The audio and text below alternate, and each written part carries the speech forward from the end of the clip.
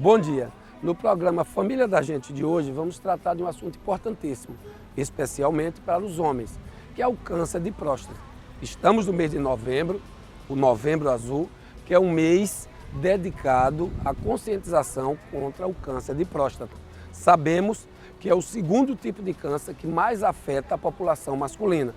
Vamos tratar com especialistas que passarão conselhos para que você tenha uma vida plena e se afaste da possibilidade de ter essa doença. Siga conosco.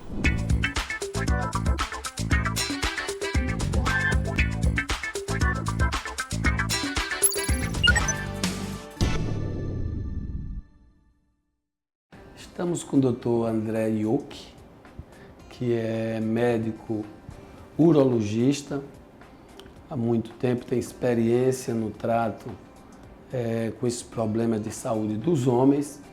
E eu gostaria de iniciar, primeiro agradecer a presença do senhor e perguntar como está hoje o câncer de próstata no Brasil e quais as grandes dificuldades enfrentadas atualmente no combate a esse tipo de câncer. Primeiro, agradecer, é uma satisfação muito grande estar aqui podendo compartilhar essas informações. O câncer de próstata tem uma relevância muito grande, não só no Brasil, mas mundialmente, por conta da incidência, ou seja, da quantidade de casos que são diagnosticados anualmente. No Brasil, estima-se que anualmente mais de 70 mil casos do câncer de próstata sejam identificados anualmente. Em Sergipe, a gente tem esse dado, uma estimativa de 870 novos casos de câncer de próstata por ano são estimados para diagnóstico aqui no estado anualmente. Então, é um câncer que tem a sua relevância por conta do número alto de incidência, ou seja, de pacientes acometidos por essa doença. Por isso é importante essas campanhas, essas informações de como o homem deve procurar se cuidar, para poder tratar essa doença que pode afetar tanto a saúde como um todo do homem, quanto a saúde sexual desse homem, que é importante. Quais são os fatores de risco associados que levam ao câncer de próstata? O principal fator de risco associado ao câncer de próstata é a idade. Então, quanto mais avançado a idade desse homem, maior o risco dele desenvolver o câncer de próstata. Hoje a gente sabe também que hábitos de vida não saudáveis, como a obesidade e o tabagismo, também está associado a um risco maior de desenvolver cânceres como um todo, assim como o câncer de próstata. Então, ter hábitos de vida saudáveis, hábitos alimentares saudáveis também contribui para diminuir esse risco. E como a gente tem uma população afrodescendente muito grande também aqui no Brasil e em Sergipe também, estudos mostram que afrodescendentes têm um risco maior de desenvolver essa doença do que a população em geral. Então esses seriam os três principais fatores associados ao risco de desenvolver o câncer de próstata. Para as pessoas que estão em casa agora,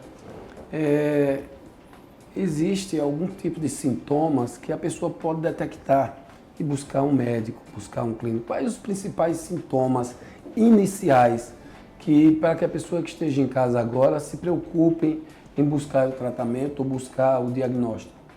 O câncer de próstata, ele tem como característica, em sua fase inicial, ser uma doença silenciosa. Por isso, a necessidade das avaliações periódicas, principalmente e mesmo na ausência dos sintomas. Porém, quando ele está presente, os sintomas serão relacionados tanto à parte urinária quanto à parte sexual. Seriam eles, por exemplo, a dificuldade de urinar, a presença de sangue na urina, a presença de sangue no ejaculado, no semi-ejaculado, eventualmente uma dificuldade em relação à parte sexual, como a ereção, já pode ser sintomas relacionados à própria questão da evolução da doença. E em casos mais avançados, o câncer de próstata também ele vai produzir dor óssea, tá? Que é um sintoma já de uma doença já mais avançada, quando o câncer de próstata já se encontra em fase de metástase, quando ela se espalha já pelo corpo. Então, são sintomas tardios. A principal questão do câncer de próstata é que na sua fase inicial ele não tem sintomas. Então, é muito importante que o homem saiba que, apesar dele não sentir nada ou se declarar que não tem nenhum sintoma, é importante que ele faça essa avaliação periódica, anual, justamente para se detectar a doença de forma mais precoce, se possível, inclusive, na ausência dos sintomas ainda. Existe uma idade que a pessoa deve se preocupar mais ou menos em relação a buscar esse diagnóstico ou buscar fazer esse exame preventivo? Isso é uma excelente observação. Muitos homens costumam procurar se cuidar apenas quando já está, vamos dizer assim, sem aguentar os sintomas. E a recomendação da Sociedade Brasileira de Urologia é que, independente da presença de sintomas ou de queixas, esse homem procure fazer a avaliação dessa próstata a partir dos 50 anos de idade. Para aqueles que possuem fator de risco, como histórico familiar e afrodescendência, essa avaliação deve iniciar de forma um pouco mais precoce, a partir dos 45 anos. Quais os tipos de exame que hoje é considerado para uma avaliação precisa de como a pessoa está em relação à sua próstata? Entre as avaliações que a gente realiza, além de uma entrevista, né, perguntando sintomas, histórico familiar, a gente tem à disposição exames de sangue, como o PSA, que ele vai avaliar como está essa produção dessa substância no organismo. O exame de ultrassom também pode ser realizado e o exame de toque, que também faz parte da avaliação desse homem em sua fase inicial. Quando algum desses exames está alterado, a gente lança a mão de outros exames mais sofisticados para investigar melhor essa próstata, como ressonância e eventualmente a biópsia da próstata. As pessoas na internet circulam diversos tipos de comentário, por exemplo, associando o câncer de próstata à redução do caso de câncer de próstata se a pessoa se masturbar muito ou se fizer uma atividade sexual plena. Esses mitos da internet, o que tem de verdade, o que tem de mentira? Existem muitos mitos, né, muitas informações que são passadas pela internet e temos que ter cuidado, né, com essas informações. A questão da frequência da atividade sexual não tem relação direta com surgimento ou com prevenção do câncer de próstata, tá? Então essa informação não é verídica.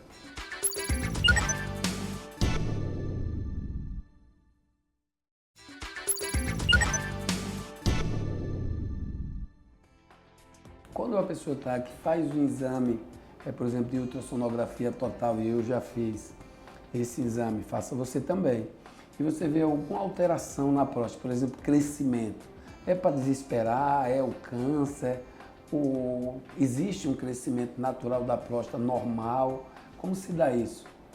O câncer de próstata é apenas um tipo de doença ou problema que pode acometer essa próstata. A gente tem outras doenças também relacionadas à próstata. O câncer de próstata é uma, e uma outra também muito comum que ocorre com o processo de envelhecimento desse homem é a hiperplasia benigna da próstata. É um crescimento natural que ocorre na próstata e isso também deve ser acompanhado por um médico. Existem pacientes que têm, infelizmente, as duas condições, câncer de próstata e hiperplasia benigna da próstata. Alguns pacientes podem ter uma das duas condições e, claro, alguns pacientes não vão ter nenhuma dessas duas condições. É importante que esse homem tenha um acompanhamento justamente para diferenciar cada situação e tratar adequadamente cada situação.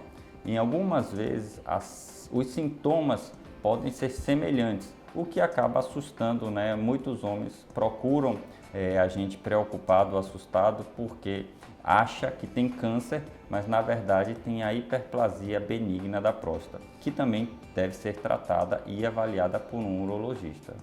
Quais os tipos de tratamento que hoje é conduzido pelos médicos para o câncer de próstata, seja no estado inicial, no final, seja um tratamento medicamentoso ou outro tipo. Que tipo de tratamento hoje a medicina está dando e que nível de cura, que percentual de cura existe nesses tratamentos?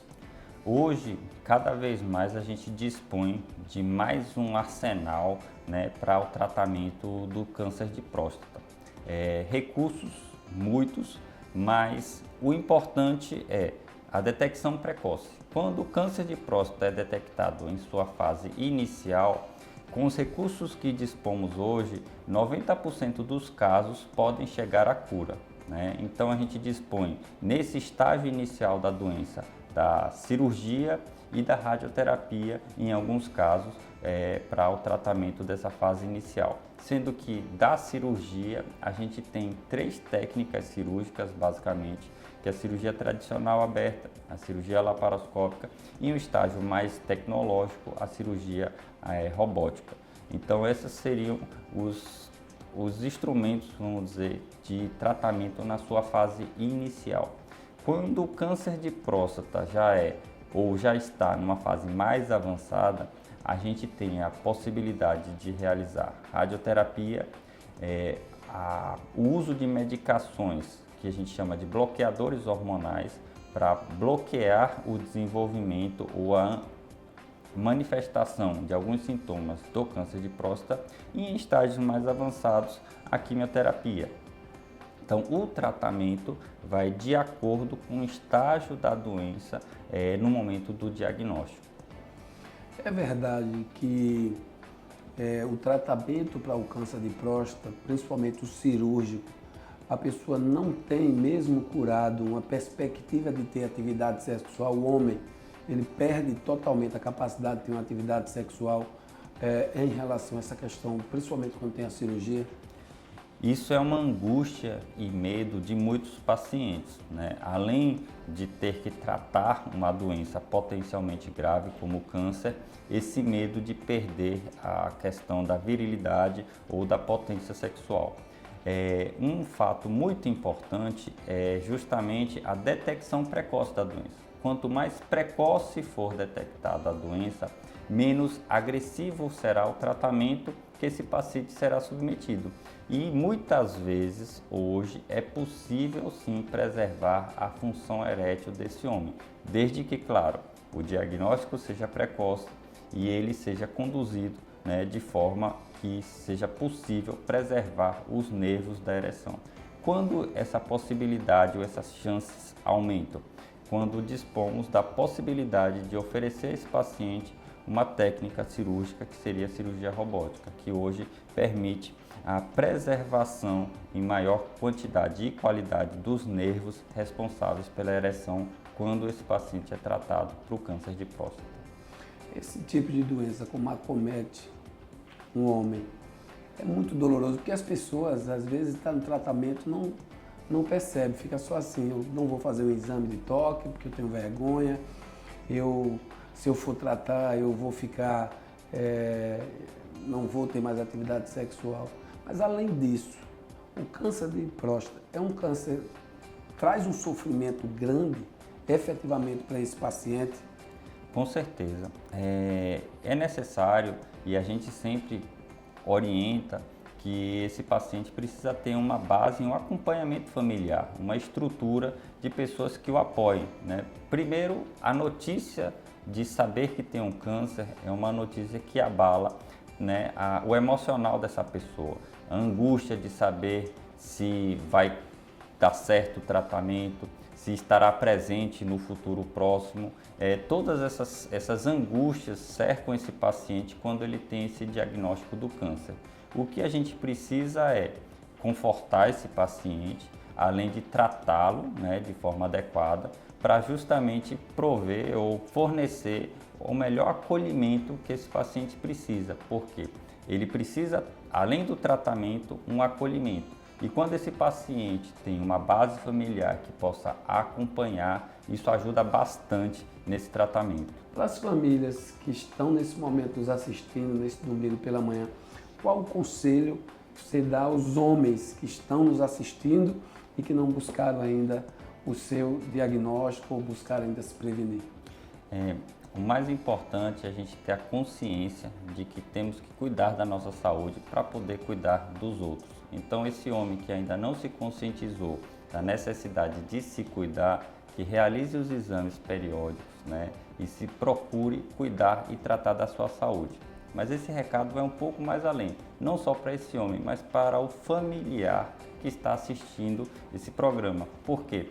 O que a gente sabe é que mais da metade das consultas desse homem que vem ao urologista são agendados pela parceira ou pela figura feminina do lar. Então é a filha que tem esse cuidado com o pai, é a esposa que tem esse cuidado com o marido e agenda e incentiva esse homem a procurar uma consulta, uma avaliação médica. Então a gente fortalece, vamos dizer, reforça essa necessidade de um familiar também estar incentivando esse homem a procurar, né, um atendimento médico, uma avaliação, para justamente se prevenir e fazer o diagnóstico precoce quando necessário. Olha, a participação da família, mais uma vez, é importante. E pelo que o médico está falando, a prevenção é o melhor remédio. Então, pare de ter vergonha, faça o exame de toque, faça o PSA, o exame. Nós já fizemos esses dois, todos os anos nós estamos lá sem vergonha nenhuma de buscar a saúde para mim. Busque a saúde para você também. Câncer de próstata não é brincadeira, é uma coisa muito séria e vai afetar a sua vida como um todo. E a família precisa estar junto daqueles que são pacientes que estão buscando tratamento. Nesse Novembro Azul nós comemoramos esse mês, mas todos os meses são meses de você buscar a prevenção. Falamos aqui com o Dr. André, eu quem agradeço a participação do senhor, tenho certeza, tiramos muitas dúvidas das pessoas que estão em casa e esse é o objetivo do programa. Agradeço, Dr. André, a participação do senhor. Um abraço. Muito obrigado. Sentimos a necessidade, pela procura da família sergipana, de colocar o batalhão masculino e feminino. Inauguramos o batalhão feminino, temos acolhida da mesma forma que tratamos os homens aqui no masculino, tratamos as mulheres lá, de forma gratuita e sempre com amor e carinho, com responsabilidade e com a equipe técnica preparada. Nós montamos uma sede de acolhimento ali em Aracaju, na Avenida Maranhão, onde as pessoas podem procurar de forma tranquila, o ônibus fácil acesso e levar o seu ente querido para que a gente possa dar os primeiros atendimentos, fazer o acolhimento e encaminhar para as duas chácaras onde funcionam o internamento do Batalhão da Restauração.